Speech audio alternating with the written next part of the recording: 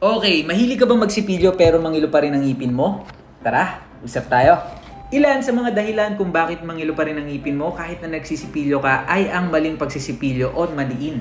Kapag ka kasi madiin at mali ang pagsisipilyo mo, maaaring magasgas o magkaroon ng abrasion ng ngipin mo. At hindi lang yun, posibleng magkaroon ng resorption o pagkatunaw ang periodontium. Ang periodontium po, yun po yung kumakapit sa ngipin natin. Yan po yung gums, bone, cementum at ligaments. Kapag natunaw ang periodontium, dyan na po na-expose yung root ng ngipin. Ang root ng ngipin, meron lang po yung cementum. Wala po siyang enamel. Ang cementum kasi mas manipis compared sa enamel.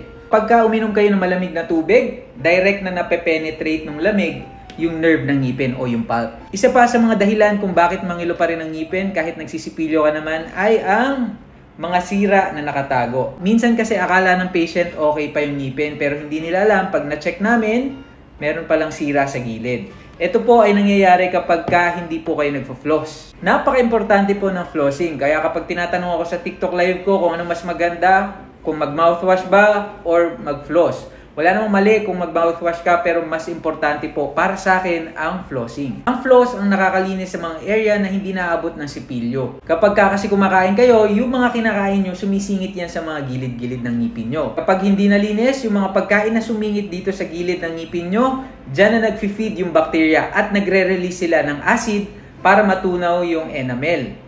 Pag natunaw yung enamel, dyan na nagsa-start yung sira ng ngipin. Kaya palagi ko sinasabi magpa-check up sa dentista kasi hindi lahat ng ngipin ay nakikita sa salamin. Paano nga ba ang tamang pagsisipilyo?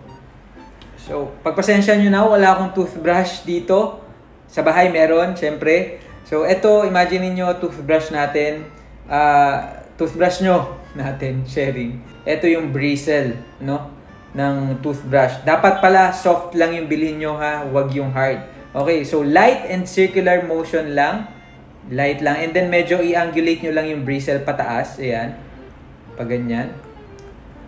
At dapat lahat ng parte ng ngipin ay malinis, no? Even yung part dito, tsaka dito sa gilid ha. Yan. Okay. Pero syempre, bago kayo mag-toothbrush, ako kasi ang ginagawa ko, nagfo-flossing muna or nagfo-floss muna. By the way, ang bilhin yung floss ay yung may wax o yung waxed. Kasi for me, maganda yun kasi kumakapit yung mga nakasingit sa ngipin ko dun sa floss dahil sa wax. At dapat ang pagsisipilyo 3 times a day. Kung hindi kaya ng 3 times a day, at least twice a day. At syempre, bumisita pa rin sa inyong dentista para magpalinis ng ngipin. At least twice a year lang naman yon or every 6 months para makita natin kung meron developing caries o yung mga ngipin na nagsisimula ng masira. Oh, nagsalita na ako ha. Hindi na ako puro sayo sa content ko. Ginawa ko na yung part ko, gawin mo na yung part mo. I-like mo itong video at i-comment mo yung mga katanungan mo regarding sa ngipin mo. Regarding sa ngipin mo. Okay? Yun lang. Don't forget to use your teeth. Smile.